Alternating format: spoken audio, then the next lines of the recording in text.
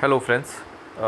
मैं आपसे पहले तो क्षमा चाहूँगा कि मैं काफ़ी दिन से कुछ वीडियो डाल नहीं पाया। जो है अब से मैं रेगुलरली वीडियो डालना शुरू करूँगा। मैं थोड़ा पर्सनल वर्क में बिज़ी हो गया था, सो प्लीज़ मुझे क्षमा कीजिएगा। और आज ये मैं एक वीडियो के थ्रू आपके आऊँगा जिसमें मैं ग्रेचुटी के बारे में बताऊँगा। ग्रेचुटी के बारे में बताऊँगा और ग्रेचुटी के बारे में कुछ इन्फॉर्मेशन भी शेयर करूँगा कि ग्रेचुटी किसको मिलता है जो है और कितना होता है।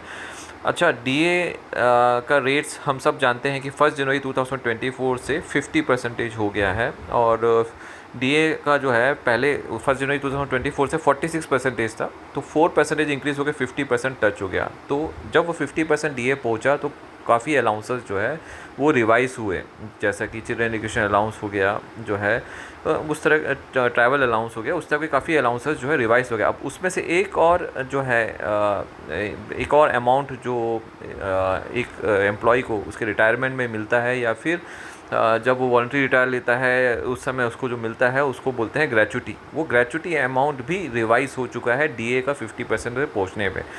ये कम जो ये जो मैटर है इसको गवर्नमेंट ऑफ इंडिया ने DOPT, department of personal and training जो है, sorry department of pension and pensioners welfare जो है, जो कि अगेन मिनिस्ट्री ऑफ जो है personal and public grievance and pension के अंदर आता है, उसके ऑफिस मेमोरेंडम के थ्रू जो है बताया है, सभी को कम्युनिकेट किया है। और ये ऑफिस मेमोरेंडम का डेट है 30 मई 2024 जो है।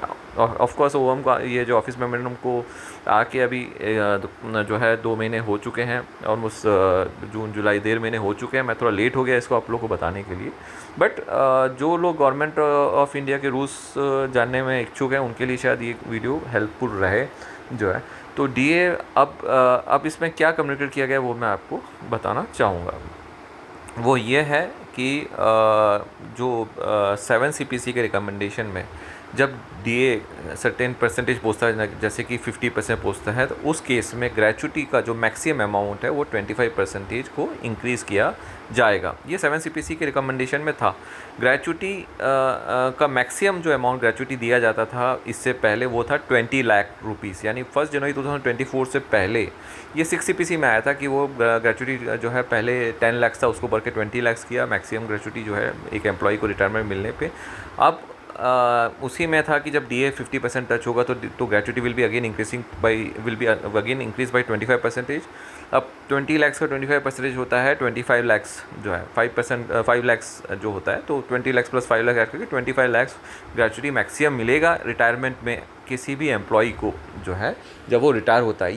ये ना केवल जो है सेंट्रल सिविल सर्विसेज जो pension rule, central civil services pension rules के लिए के अंडर जो एम्प्लॉय आते हैं, यानी ओल्ड पेंशन के अंदर जो एम्प्लॉय आते हैं जिनको रिटायरमेंट ग्रेचुटी और ग्रेचुटी मिलता है, बल्कि ये उनके लिए भी एप्लीकेबल होगा जिनको जो एनपीएस के अंदर आते हैं जो है, payment of gratuity under national pension system rules 2021 के अंदर, यानी एनपीएस के अंदर भी जो एम्प्लॉयज़ आते हैं जिनका एनपीएस जो सब्सक्राइबर है, यानी 1/1/2004 के बाद जो एम्प्लॉय जो ज्वाइन हुए वो एनपीएस के अंदर आते हैं, उनके लिए भी ये रहेगा। उनके लिए भी मैक्सिमम लिमिट 25 लाख हो गया।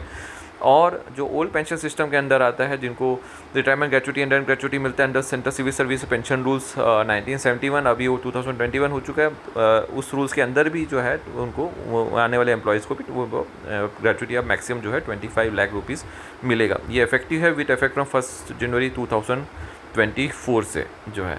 और इन्होंने इसे एंडोर्स किया है सारे मिनिस्ट्रीज़ को और सब departments under government of India, और ministries and departments of government of India को उन्होंने एंडोर्स किया है कि यह आपके यहाँ पे इम्प्लीमेंट किया जाए जो है। और इसमें जो सीसीएस पेंशन रूल्स और CCS payment of gratuity NPS rules जो है उसको भी अमेंडमेंट के लिए भी उन्होंने बोला गया है, क्योंकि उसमें लिखा है मैक्सिमम 20 लाख है, तो अब उसमें अमेंड करके उसको बताया जाएगा कि नहीं इसमें मैक्सिमम 25 लाख हो चुका है।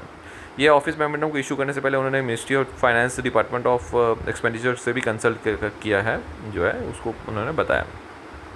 अब फ्रेंड्स, ग्रेचुटी जो है किसी भी एक गवर्नमेंट एम्प्लॉय को तब मिलता है जब वो रिटायर होता है, यानी रेसिग्नेशन के केसेस में या एक एम्प्लॉय को ग्रेचुटी नहीं मिलेगा अभी तक के अभी के जो रूल में है जो है। लेकिन एक बार रिटायर हो जाता है, यानी कि वॉलंटरी रिटायरमेंट का एज वो टच हो जाता है, यानी जब 50 साल की उम्र तक कोई पहुंच जाता है जो है, और उनकी क्या बोलते हैं उस केस में वीआरएस ले सकता है जो है, या फिर 55 साल तक का जो 2 कंडीशन है जो रूल के हिसाब से ग्रुप ए और ग्रुप बी एंड सी के लिए, उस जब भी वो वीआरएस लेने के लिए या वॉलंटरी रिटायरमेंट लेने के लिए वो एलिजिबल हो जाता है, तो रिटायरमेंट या फिर वो सुपर एनुएशन यानी कि 60 ईयर्स या 62 या 65 जो भी यहाँ पे जिस डिपार्टमेंट्स में जैसे जैसे एज है रिटायरमेंट एज का, उसके हिसाब से जब रिटायर होता है तभी उनको ग्रेचुइटी मिलता है। यानी कोई एम्प्लॉय में सोच रहा है कि 5 ईयर्स या 10 ईयर्स जॉब करके वो रिटायरमेंट के एज नहीं हो पा रहा है, वो वीआरएस का एज नहीं पहुंच पा रहा है, लेकिन उससे पहले रिसाइन करेगा तो शायद उनको अभी आज की डेट में ग्रेचुइटी नहीं मिलेगा। ये मेरा नॉलेज है जो है, अगर मैं गलत हूँ तो प्लीज़ मुझे शेयर कीजिएगा। एक परमानेंट एम्प्लॉई जो मेरे हिसाब से ग्रेचुइटी के लिए तभी एलिजिबल होगा जब वो रिटायरमेंट लेगा, वीआरएस लेगा या फिर सुपरएनुएट के थ्रू रिटायरमेंट होगा उसका जो है, तभी उसको ग्रेचुइटी मिलेगा। ये एक बहुत इंपॉर्टेंट चीज़ है जो आपको ध्यान रखना है जो है। और अभी मैक्सिमम लिमिट 20 लाख से बढ़ के 25 लाख हो गया विद इफेक्ट फ्रॉम 1 जनवरी 2024 जो है। तो ये है बताया गया है डिपार्टमेंट ऑफ पेंशन वेलफेयर, जो कि ministry of pension personal and public grievance and pension के अंदर आता है, के ऑफिस मेमोरेंडम डेटेड 30 मई 2024 को जो है। सो आशा करता हूँ ये वीडियो आपको पसंद आएगा। प्लीज़ मेरे वीडियो को लाइक एंड सब्सक्राइब कीजिएगा। Thank you so much.